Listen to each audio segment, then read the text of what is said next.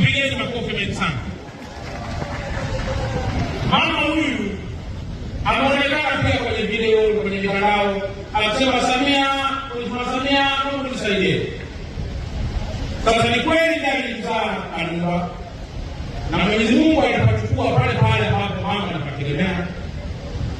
Lakini leo kwa kuwa mheshimiwa, kwa kuwa mama alimuomba Mheshimiwa Rais gani ya kutembelea, Mheshimiwa Rais amempa hali ya model kabisa.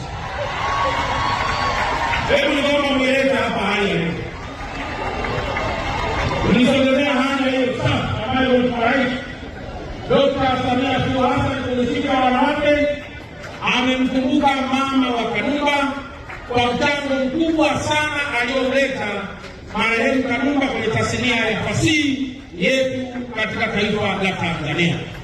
Mama, Mwenyezi Mungu aendelee kukuponya, lakini Mheshimiwa Rais amekuona leo katika siku hii muhimu ya wanawake duniani, na leo anakupa gari utakwenda kusajili na kuliendesha.